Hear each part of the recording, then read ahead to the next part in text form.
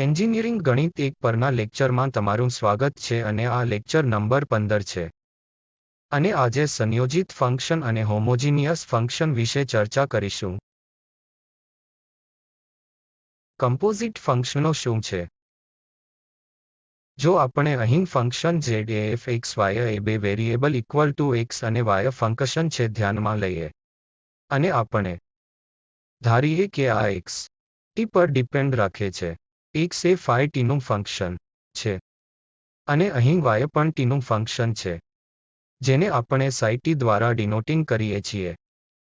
અથવા આ હોઈ શકે છે કે આ ફંક્શન x ફરીથી બે વેરિયેબલનું ફંક્શન છે u અને v અને y ફરીથી એક ફંક્શન છે બે વેરિયેબલમાંથી u અને v. ચાલો આપણે અહીં આ ઇક્વેશન નંબર 1 ને ઇક્વેશન નંબર 2 કહીએ અને આ ઇક્વેશન નંબર 2 પ્રાઇમ છે. પછી ઇક્વેશન અહીં 1 અને આ બંને એકસાથે અથવા આ બે પ્રાઇમ સાથે મળીને એક હોવાનું કહેવાય છે. z ને સંયોજિત ફંક્શન તરીકે વ્યાખ્યાયિત કરવા. આ t અથવા તે કેસમાં સંયોજિત ફંક્શનમાં u અને v છે. અહીં આપણે મૂળભૂત રીતે શું ચર્ચા કરીશું તે અહીં જ. જો આપણે ઉદાહરણ તરીકે મેળવવા માંગીએ છીએ આ z ફંક્શનનું વ્યુત્પન્ન સાથે સંદર્ભમાં 2t, કારણ કે આ પ્રથમ કેસમાં જ્યારે આપણે ઇક્વેશન નંબર 1 અને ઇક્વેશન નંબર 2 લઈ રહ્યા છીએ પછી આ z એ x અને y પર ડિપેન્ડ છે પરંતુ x અને y ફરીથી t પર ડિપેન્ડ છે. મૂળભૂત રીતે આ z એ t નું ફંક્શન છે અને પછી આપણે અહીં સીધા t ના સંદર્ભમાં z ના વ્યુત્પન્નને વ્યાખ્યાયિત કરી શકીએ છીએ. આપણે ફોર્મ્યુલા મેળવીશું કેવી રીતે મેળવવું. આ x અને y ને સબસ્ટિટ્યૂટ કર્યા વિના આ z નું વ્યુત્પન્ન અહીં આ ફંક્શનમાં અને પછી આને t ના ફંક્શન તરીકે બનાવવું અને પછી વ્યુત્પન્ન લેવું. પરંતુ આપણે શોધીશું સીધી ફોર્મ્યુલા જે આ ફંક્શન f ના પાર્શિયલ વ્યુત્પન્નનો ઉપયોગ કરશે જે બે વેરિયેબલ x અને y નું ફંક્શન છે. અને ફરીથી અહીં પણ x અને y એ phi અને psi ના ફંક્શન છે. બંને t ના ફંક્શન છે અને આપણે આ વ્યુત્પન્ન મેળવવા માટે આ ફંક્શનના વ્યુત્પન્નનો પણ ઉપયોગ કરીશું. આ ફંક્શન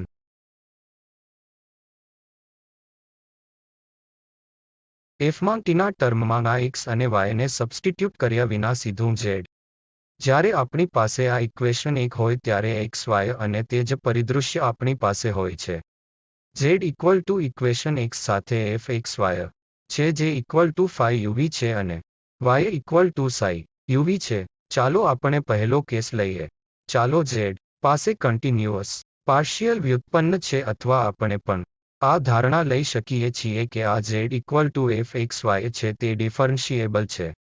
આ f x y એ એક ડિફરન્શિએબલ ફંક્શન છે અને પછી આપણે એ પણ ધારીએ કે x equal two phi t છે અને y equal to psi t છે.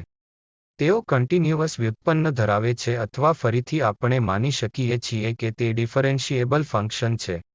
આ કેસમાં આપણે આ ફોર્મ્યુલા મેળવીશું જે દર્શાવે છે કે આપણે આ dz ને dt પર મેળવી શકીએ છીએ t ના સંદર્ભમાં z નું ઓર્ડિનરી વ્યુત્પન્ન જે હવે અર્થપૂર્ણ છે કારણ કે x અને y t ના ફંક્શન છે. મૂળભૂત રીતે આ z ફક્ત t નું ફંક્શન છે. આ કેસમાં આ ફોર્મ્યુલા દર્શાવે છે કે આપણે આ મેળવી શકીએ છીએ dt ઓવર ઓર્ડિનરી વ્યુત્પન્ન dz. x ના સંદર્ભમાં z ઇક્વલ ટુ પાર્શિયલ વ્યુત્પન્ન છે. આપણે તેનો ઉપયોગ કરી રહ્યા છીએ કે આ f એ બે વેરિયેબલ x અને y નું ફંક્શન છે.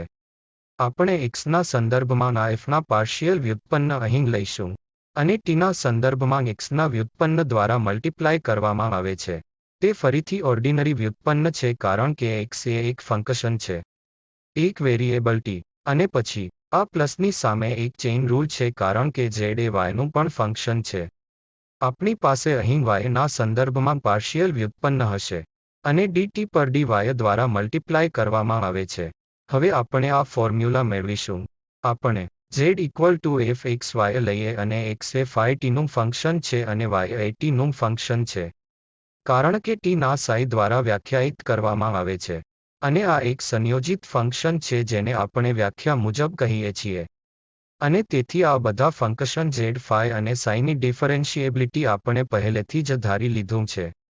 પછી ઝેડની ડિફરન્શિએબિલિટી સૂચિત કરે છે કે આપણે આ delta z equal to del x delta x plus લખી શકીએ છીએ ડેલ વાય ડેલ્ટા વાય અને psi 1 delta x plus psi 2 delta y અને જો આપણે આ એક્સપ્રેશનને ડેલ્ટા ટી દ્વારા બંને બાજુ ડિવાઇડ કરીએ તો આપણે શું મેળવીશું અહીં ડેલ્ટા ટી પર ડેલ્ટા ઝેડ અને આ ડેલ્ટા એક્સ ડેલ્ટા ટી દ્વારા વિભાજિત છે અહીં ફરીથી આપણી પાસે ડેલ્ટા વાય ડેલ્ટા ટી દ્વારા વિભાજિત છે અને તે ડી એક્સ અને ડી વાય છે પણ આ ડેલ્ટા ટી દ્વારા વિભાજિત કરવામાં આવશે અને હવે જો આપણે લિમિટ લઈએ કારણ કે ડેલ્ટા ટી શૂન્ય પર જાય છે તો પછી શું થશે ડેલ્ટા ટી શૂન્ય પર જાય છે એટલે કે ડેલ્ટા એક્સ શૂન્ય પર જશે અને ડેલ્ટા વાય પણ શૂન્ય પર જાય છે કારણ કે આ એક્સ અને વાય તેઓ ટીના ફંક્શનો છે અને જો ટીમાં કોઈ વેરિએશન ન હોય તો પ્રાકૃતિક રીતે એક્સ વાયમાં એક્સ અને વાય વેરિએશન પણ શૂન્ય હશે કારણ કે ડેલ્ટા ટી નો અર્થ થાય છે કે ડેલ્ટા એક્સ શૂન્ય પર જાય છે અને ડેલ્ટા વાય શૂન્ય પર જાય છે જ્યારે આપણે હવે લિમિટ લઈએ છીએ ત્યારે તે ડેલ્ટા ટી અહીં આ એક્સપ્રેશનમાં શૂન્ય પર જાય છે ઝેડના વ્યુત્પન્નની વ્યાખ્યા મુજબ આ ડેલ્ટા ટી પર આ ડેલ્ટા ઝેડ ડી ટી પર ડી ઝેડ જેવું હશે અને આ જેમ છે તેમ રહેશે આપણે ડેલ એક્સ પર આ ડેલ ઝેડને સ્પર્શ કરી રહ્યા નથી અને પછી આપણી પાસે અહીં ડેલ્ટા ટી પર ડેલ્ટા એક્સ છે ફરીથી આ ટીના સંદર્ભમાં એક્સનું વ્યુત્પન્ન છે આપણે અહીં ડી ટી પર ડી એક્સ મેળવીએ છીએ એ જ રીતે અહીં ફરીથી આપણી પાસે ડેલ્ટા ટી પર ડેલ્ટા વાય છે જે અહીં ડી ટી પર ડી વાય અને આ ટર્મ્સ ફરીથી ધારો કે આ પાર્શિયલ પ્રાપ્ત એ વ્યુત્પન્ન એક્ઝિસ્ટ કરે છે અને તે ફાઇનાઇટ નંબર છે આ એફ ડેલ્ટા એક્સ અને ડેલ્ટા વાય શૂન્ય પર જાય છે આ એપ્સિલોન શૂન્ય પર જશે અને આ એપ્સિલોન 2 શૂન્ય પર જશે અને પછી આ એક્સપ્રેશન અહીં ડેલ્ટા ટી પર એપ્સિલોન ડેલ્ટા એક્સ અને ડેલ્ટા ટી પર આ એપ્સિલોન ડેલ્ટા વાય તે બંને શૂન્ય પર જશે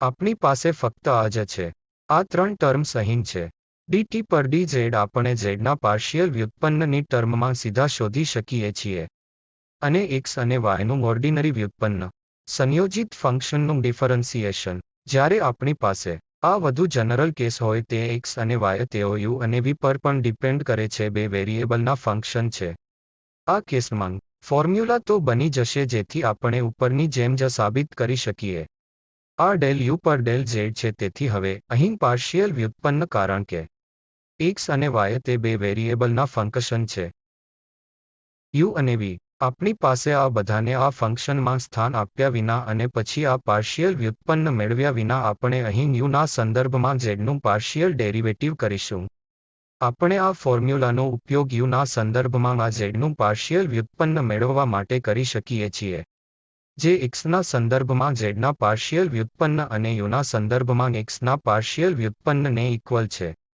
પ્લસ વાયના સંદર્ભમાં ઝેડનું પાર્શિયલ વ્યુત્પન્ન અને યુના સંદર્ભમાં ફરીથી વાયનું પાર્શિયલ વ્યુત્પન્ન કારણ કે આપણે છીએ યુના સંદર્ભમાં ઝેડને પાર્શિયલી ડિફરન્શિએટ કરીએ છે અહીં યુ આવશે અને અહીં પણ યુ આવશે એ જ રીતે ડેલ વી પર ડેલ ઝેડ માટે હવે સિમિલર ફોર્મ્યુલા છે પરંતુ આ યુને બદલે તેને વી બદલવામાં આવશે તેથી જો તમે યુના સંદર્ભમાં અહીં ડિફરન્શિએટ કરી રહ્યા છો તો શું મહત્વપૂર્ણ છે તો આ યુ એ યુ બંને સ્થળોએ દેખાશો અને જો તમે અહીં વીના સંદર્ભમાં ડિફરન્શિએટ કરી રહ્યા છો ત્યારે આ વી અહીં આ સ્થળો પર દેખાશે જ્યારે આપણે એક્સના પાર્શિયલ વ્યુત્પન્નને યુના સંદર્ભમાં લઈ રહ્યા છીએ યુ અને અહીં વીના સંદર્ભમાં સારી રીતે આગળ વધી રહ્યા છીએ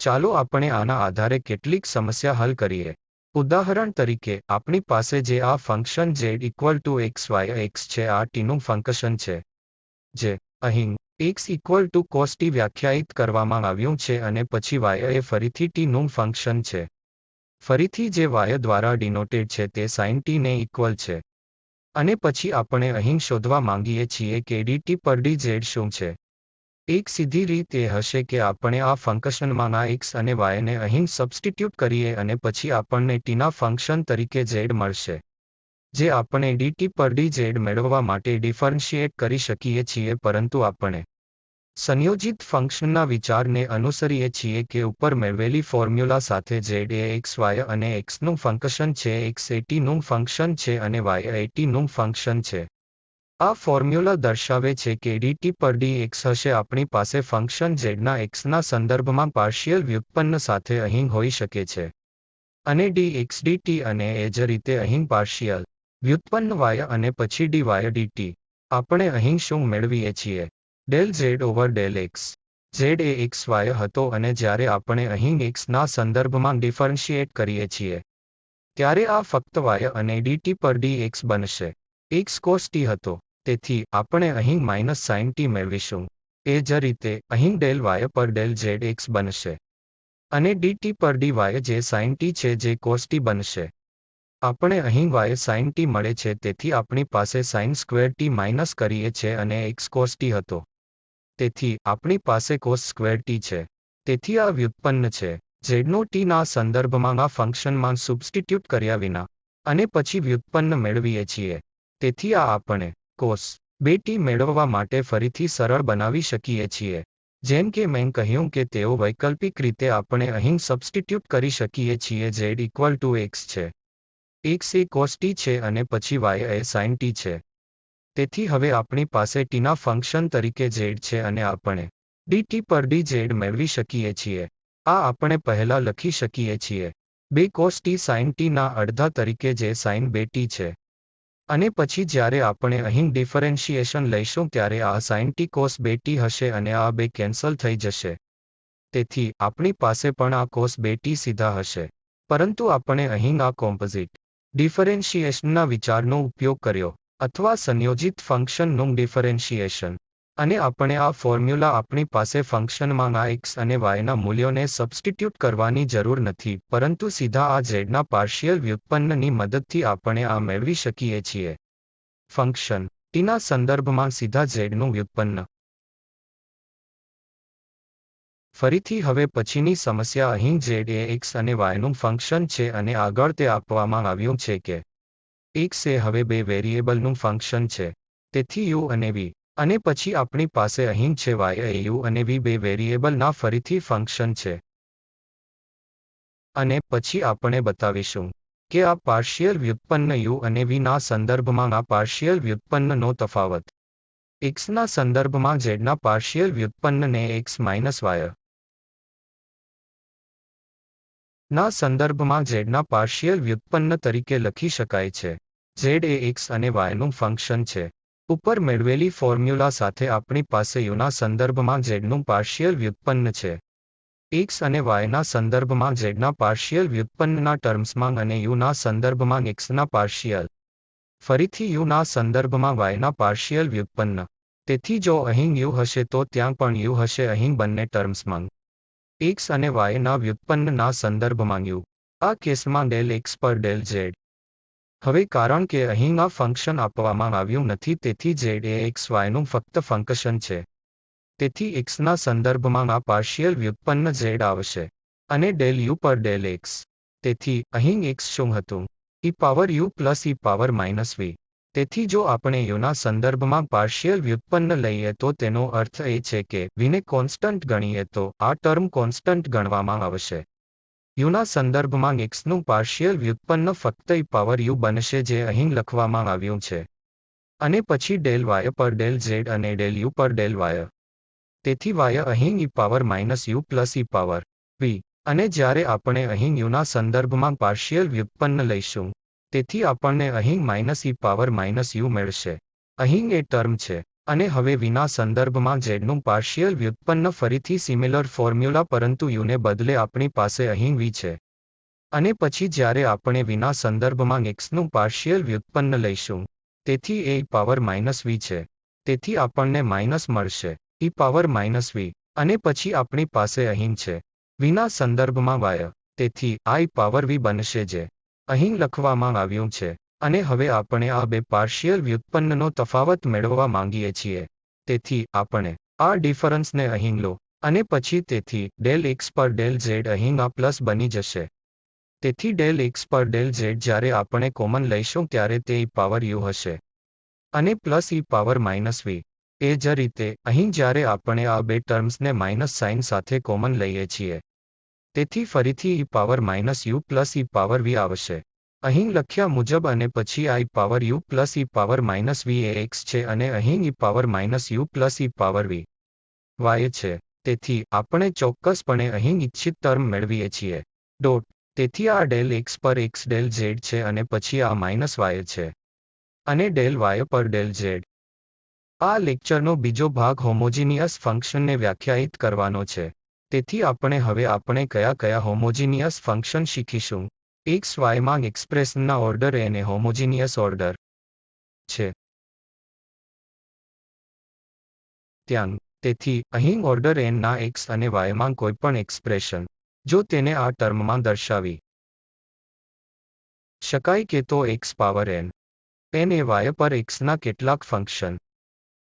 પછી આપણે આ ઓર્ડરના હોમોજીનિયસ ફંક્શનને આવા ફંક્શનના n કહીશું.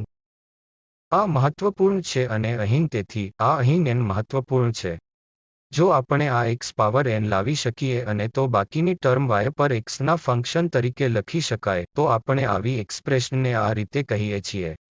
ઓર્ડર n ના હોમોજીનિયસ એક્સપ્રેશન, અથવા આપણે વ્યાખ્યાયિત કરી શકીએ એ ફંક્શનની ટર્મ્સમાં. તેથી એક ફંક્શન f(x, y) એ ઓર્ડર n નું હોમોજીનિયસ હોવાનું કહેવામાં આવ્યું છે. જો તે સંતુષ્ટ થાય તો આપણે અહીં tx અને ty દ્વારા આર્ગ્યુમેન્ટ x અને y બદલો અને જો આપણે આ t પાવર n ને ફંક્શનમાંથી બહાર લાવી શકીએ, એનો અર્થ એ છે કે આ t પાવર n અને ફરીથી x y નું ફંક્શન રહે છે, પછી આપણે ફરીથી ઓર્ડર n નું હોમોજીનિયસ ફંક્શનનો ખ્યાલ છે. n. કેટલાક લોકો આને આવું ફંક્શન કહે છે. એક ફંક્શન ઓર્ડર n નું હોમોજીનિયસ ફંક્શન. આ હોમોજીનિયસ ફંક્શનના ઉદાહરણો છે. તેથી આપણે ઉદાહરણ માટે ગણીએ છીએ આ f(x, y) equal to a 0 છે. x power n minus 1 into y. ફરીથી અહીં x power n minus 2 y square. અને તેથી n y પાવર n પર આપણે જે નિરીક્ષણ કરીએ છીએ તે આ એક ફંક્શન છે. આ ઓર્ડર n નો હોમોજીનિયસ ફંક્શન છે.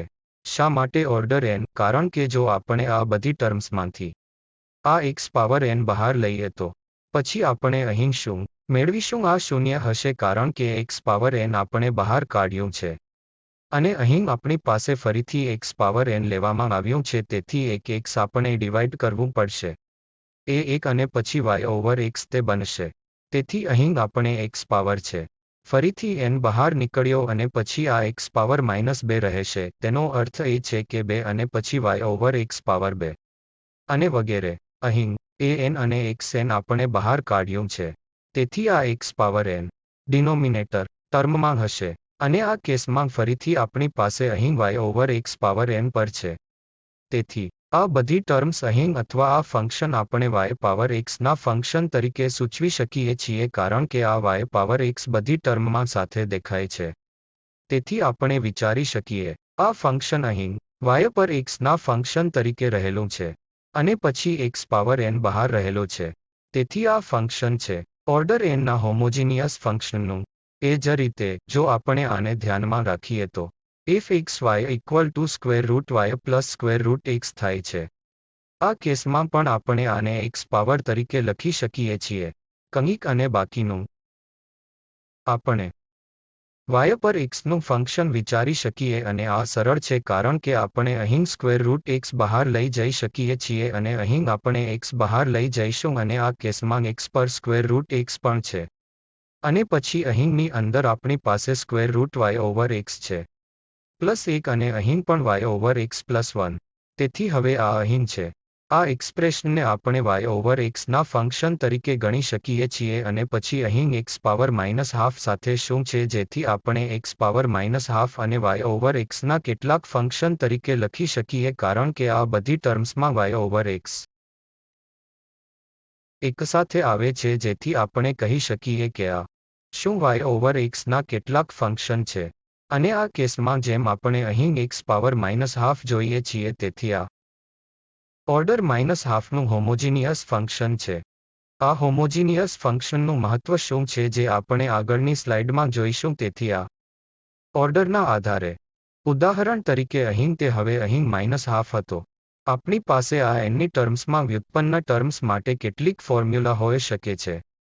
તેથી ચોક્કસપણે શું તેને હોમોજીનિયસ ફંક્શન પર યુલરનો થિયરમ કહેવામાં આવે છે અને તે કહે છે કે જો z ઓર્ડર nનું x અને y નું હોમોજીનિયસ ફંક્શન છે અને આ પાર્શિયલ વ્યુત્પન્ન એક્ઝિસ્ટ કરે છે વગેરે પછી આપણી પાસે છે આ એક્સપ્રેશન અહીં z ના x પાર્શિયલ વ્યુત્પન્નના સંદર્ભમાં z ના પાર્શિયલ વ્યુત્પન્ન x y ના સંદર્ભમાં y સાથેના સંદર્ભમાં ઇક્વલ ટુ nz હશે. તેથી આપણે આની અલગથી ગણતરી કરવાની જરૂર નથી. જો આપણે જાણીએ છીએ કે તે હોમોજીનિયસ ફંક્શન છે તો x z x y z y ફક્ત nz હશે અને ઓર્ડરના ડોમેનમાં તમામ x y પોઇન્ટ માટે. અહીં ફંક્શનનું ડોમેન તેથી આપેલ z equal two f x y છે જે હોમોજીનિયસ ફંક્શન છે. તેથી જો તે હોમોજીનિયસ ફંક્શન હોય તે કેસમાં આપણે લખી શકીએ છીએ. એક મિનિટ રાહ જુઓ. તેથી જો અહીં તે ઓર્ડર nનું x અને y નું હોમોજીનિયસ ફંક્શન હોય તેથી આપણે લખી શકીએ કે આ x power n ng y over x. અને પછી આપણે પહેલેથી જ જાણીએ છીએ કે x ના સંદર્ભમાં કેવી રીતે ડિફરન્શિએટ કરીએ જેથી આપણે તે કરી શકીએ. અહીં જ્યારે આપણે x ના સંદર્ભમાં આનું પાર્શિયલ વ્યુત્પન્ન લઈએ છીએ આપણે અહીં શું મેળવીશું? આપણે ડિફરન્શિએટ કરવું પડશે n x power n minus 1 અને આ અહીં પ્રોડક્ટ રૂલ હોવાથી બાકી રહે છે. તેથી અને પછી x પાવર n જેમ તે છે અને આપણે આ y ઓવર x ના g ને ડિફરન્શિએટ કરીએ છીએ જે g પ્રાઇમ y પર x છે. તેની gની પ્રાઇમ આર્ગ્યુમેન્ટના સંદર્ભમાં gનું વ્યુત્પન્ન y ઓવર x અને પછી અહીં dy ઓવર x એ x ના સંદર્ભમાં ડિફરન્શિએટ કરવામાં આવશે જે આપણને અહીં minus y over x square આપશે. તેથી આ કેસમાં હવે જો આપણે આને થોડું સરળ બનાવીએ તો અહીં આપણી પાસે n x power n minus 1 ng y over x છે અને પછી અહીં આપણી પાસે આ માઇનસ સાઇન હોઈ શકે છે. ત્યાં તો y n x power n minus 2 અને g prime y over x અને y ના સંદર્ભમાં zનું પાર્શિયલ વ્યુત્પન્ન આપણે મેળવી શકીએ છીએ. ફરીથી આપણે હવે y ના સંદર્ભમાં ડિફરન્શિએટ કરવું પડશે. તેથી x પાવર n ને કોન્સ્ટન્ટ ગણવામાં આવશે અને આપણે ફક્ત આ ટર્મને ડિફરન્શિએટ કરવું પડશે જેથી આપણી પાસે g prime y over x છે. અને પછી આ y ઓવર x એ y ના સંદર્ભમાં વ્યુત્પન્ન ફક્ત 1 ઓવર x હશે. y ના સંદર્ભમાં x ઓવર y ના પાર્શિયલ વ્યુત્પન્ન 1 ઓવર x હશે. અને પછી જો આપણે આ બે ટર્મ્સને અહીં x ના પ્રોડક્ટ સાથે ઉમેરીએ અને ત્યાં y આપણે શું મેળવીશું? તેથી આપણે x દ્વારા મલ્ટીપ્લાય કર્યો છે. તેથી આપણે અહીં x પાવર n મેળવીશું અને અહીં x પાવર n માઇનસ 1 અને અહીં આપણે તેનો y દ્વારા મલ્ટીપ્લાય કર્યો છે. તેથી આ છે બરાબર અહીં n x power n minus y x power n minus 1 અને આ કેસમાં આપણી પાસે x પાવર n છે અને પછી આપણે મલ્ટીપ્લાય કર્યા છે y ટર્મનો y દ્વારા. તેથી આ x power n minus y છે અને આપણે તેનો y દ્વારા મલ્ટીપ્લાય કર્યો છે અને પછી આ ટર્મ્સ રદ થઈ જશે અને આપણી પાસે અહીં n છે x power n g y over x અને x power n g y over x. આ શું હતું? એ z અથવા ફંક્શન f x y. તેથી અહીં આ ટર્મ્સ કેન્સલ થાય છે અને પછી આપણને ફક્ત n ઇનટુ z ટર્મ મેળવીએ છીએ. n અને આ અહીં z છે અને આ બે રદ થઈ જાય છે. તેથી પ્રોબ્લેમ નંબર 3. તેથી અહીં આપણી પાસે u છે જે આપેલ છે tan inverse x cube plus y cube over x minus y તરીકે x ઇક્વલ ટુ y નથી કારણ કે આ હવે x ઇક્વલ ટુ y છે એવું વ્યાખ્યાયિત કરવામાં આવ્યું છે. અને પછી આપણે બતાવીએ છીએ કે x del u over del x plus y del u over del y equal to x થી સાઇન છે.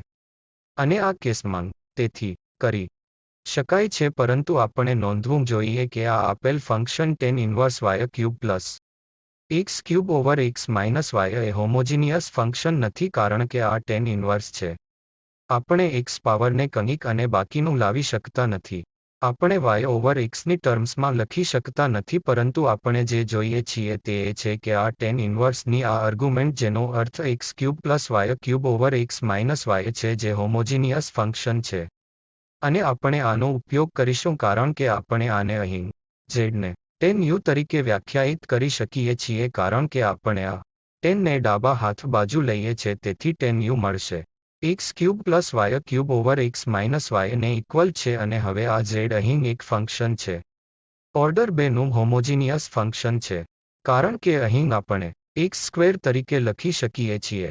એક્સ ક્યુબ આપણે ન્યુમરેટરમાં કોમન લીધું છે અને અહીં એક્સને ડિનોમિનેટરમાંથી લીધો છે.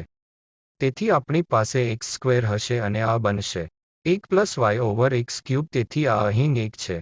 તે 1 plus y over x whole cube છે.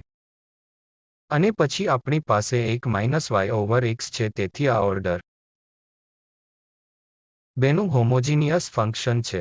અને પછી આપણે આ ફંક્શન z પર યુલરના થિયરમને લાગુ કરી શકીએ છીએ. તેથી z પર યુલરના થિયરમને લાગુ કરવાથી tan u ઇક્વલ છે. તેથી આ આપણને 2 વખત z આપશે અને z એ tan u હતું. તેથી આપણે અહીં dx મેળવીએ છીએ.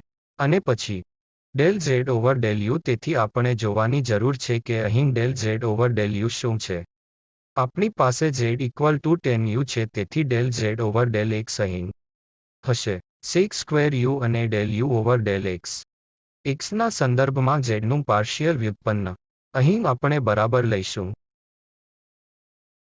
xના સંદર્ભમાં zનું પાર્શિયલ વ્યુત્પન્ન, પરંતુ તે યુની ટર્મ્સમાં આપવામાં આવ્યું છે. તેથી આપણને મળશે sec સ્ક્વેર u અને પછી del u over del x. અહીં પછી y પણ આવી જ રીતે આપણી પાસે del z over del y છે. તેથી આપણી પાસે તમારા tan છે, જે sec સ્ક્વેર u બનશે અને del u over del y equal to 2 વખત z છે. તેથી z tan u છે અને પછી આપણી પાસે અહીં x છે. આ sec u અહીં કોમન છે કે જમણા હાથની બાજુ લાવી શકાય છે. તેથી આપણને x મળે છે. અને del u over del x plus આ y del u over del y અને આ sec u cos સ્ક્વેર તરીકે ત્યાં જાય છે. તેથી આ છે 2 tan u અને પછી અહીં sec સ્ક્વેર u ડિનોમિનેટરમાં હશે, જે cos સ્ક્વેર બનશે. અહીં tan માટે sin u over cos u અને આ cos સ્ક્વેર u છે. આ રદ થઈ જાય છે. આપણી પાસે છે sin u cos u જે sin થી u છે. તેથી આપણે મેળવીએ છીએ x del u over x del x plus y del u over del y તરીકે z quantity equal to sin u છે. તેથી અહીં મહત્વપૂર્ણ પોઈન્ટ એ છે કે આ u હોમોજીનિયસ ફંક્શન ન હતું, પરંતુ આને z is equal to tan u તરીકે વ્યાખ્યાયિત કરતાં જે x cube plus y cube over x minus y તે હોમોજીનિયસ બની જાય છે. અને પછી આપણે લાગુ કરીએ છીએ z પર યુલરના પરિણામો. અને આ z equal two tan u છે એની નોંધ લઈએ છીએ આપણે અહીં x n અને y ના સંદર્ભમાં zના પાર્શિયલ વ્યુત્પન્નની ગણતરી કરીએ છીએ. અને પછી આપણને ઇચ્છિત પરિણામ મળે છે. આ યુલરના પરિણામોનું સામાન્યીકરણ બતાવે છે કે તેથી આ ફર્સ્ટ ઓર્ડરના પાર્શિયલ વ્યુત્પન્નના કેસમાં હતું, પરંતુ આપણી પાસે પરિણામો છે સેકન્ડ ઓર્ડર પાર્શિયલ વ્યુત્પન્નના કેસમાં પણ, અને જે આનું વિસ્તરણ છે જે બતાવે છે કે x સ્ક્વેર બીજા ઓર્ડરના પાર્શિયલ ડેરિવેટિવ x y એ y સ્ક્વેરમાંથી મિશ્રિત થઈ ફરીથી y ના સંદર્ભમાં બીજા વ્યુત્પન્ન ઇક્વલ ટુ n-1 z છે. બધા x y માટે ફંક્શનના ડોમેનમાં આ પરિણામનું સામાન્યીકરણ છે. અને હવે આપણી પાસે આના પર આ એક સમસ્યા છે. ધારો કે આપણી પાસે z equal two y over x નું ફંક્શન x y અને plus g y over x છે. અને જ્યાં આ f અને g બે ગણું ડિફરન્શિએબલ ફંક્શન છે. અને પછી આપણે અહીં z માટે આ એક્સપ્રેશનનું મૂલ્યાંકન કરીશું. ફરીથી તે જ સમસ્યા dz એ હોમોજીનિયસ ફંક્શન નથી x અને y ના, પરંતુ અહીં આ એક હોમોજીનિયસ ફંક્શન છે અને બીજું g પણ હોમોજીનિયસ ફંક્શન છે, કારણ કે આપણે લખી શકીએ છીએ જેમ કે y ઓવર x ની ટર્મ્સમાં સીધું આપવામાં આવે છે. તેથી આપણે અહીં લઈએ છીએ આપણે અહીં z equal two u1 plus u2 પ્રથમ ટર્મ લઈએ છીએ. આપણે u1 તરીકે લઈએ છીએ અને અહીં આપણે u2 તરીકે લઈશું, જેનો અર્થ એ છે કે આ u1 xy છે અને fy ઓવર x અને u2 g છે y ઓવર x. આ ઓર્ડર 2ના હોમોજીનિયસ ફંક્શનનું ફંક્શન છે, કારણ કે આ આપણે ફરીથી લખી શકીએ છીએ x સ્ક્વેર અને y ઓવર x તરીકે, અને આ fy ઓવર x આ y ઓવર x નું ફંક્શન છે. અને પછી આપણી પાસે ત્યાં x સ્ક્વેર ફંક્શન છે. તેથી ઓર્ડર 2 છે અને આ કેસમાં આ g એ x પર y નું ફંક્શન છે. અને અહીં x ની કોઈ ટર્મ નથી. તેથી x પાવર 0. તેથી આ ઓર્ડર 0 નું હોમોજીનિયસ ફંક્શન છે. ઠીક છે, આપણી પાસે ઓર્ડર 2 નું હોમોજીનિયસ ફંક્શન છે. u2 ઓર્ડર 0 નું હોમોજીનિયસ ફંક્શન છે. અને z u પ્લસ u થી u1 હતું જે u2 દ્વારા આપવામાં આવે છે જે આ દ્વારા આપવામાં આવે છે. યુલર્સ થિયરમ આપણે u1 અને u2 પર લાગુ કરી શકીએ છીએ કારણ કે તે ઓર્ડર 2 નું હોમોજીનિયસ ફંક્શન છે આ 2 વગેરે વગેરે તેથી u1. બીજા વ્યુત્પન્ન થિયરમ માટે તે 2 વખત બતાવે છે. વગેરે. n 2 છે. તેથી 2 વખત અને n-1 અને u1. તો n-1 u1. આ ઓર્ડર 2 હતો. તેથી આપણે 2 × 1 × u1 મેળવીએ છીએ. અને આ u1. હવે આપણે જાણીએ છીએ કે xy fy ઓવર x પાછળથી સબસ્ટિટ્યુટ કરી શકાય છે. અને પછી u2 માટે કારણ કે તે ઓર્ડર u નું હોમોજીનિયસ ફંક્શન પણ છે. અને કારણ કે ઓર્ડર 0 અહીં જમણા હાથ બાજુ હોવાથી આપણને 0 ટર્મ મળશે કારણ કે અહીં n-1 છે. અને કારણ કે n અથવા v ઓર્ડર છે તેથી આ ત્યાં 0 થઈ જશે. અને હવે આપણી પાસે અહીં આ ડેરિવેટિવ્સની ગણતરી કર્યા વિના સીધા એક્સપ્રેશન છે આપણે આ યુલરના થિયરમનો ઉપયોગ કર્યો છે. અને આપણે તેમને ઉમેરી શકીએ છીએ કારણ કે આપણે z ની ટર્મ્સમાં આ પરિણામ મેળવવા માંગીએ છીએ. z એ u1 પ્લસ u2 છે. તેથી જો આપણે આ બંનેને એડ કરીએ તો આપણી પાસે x² છે.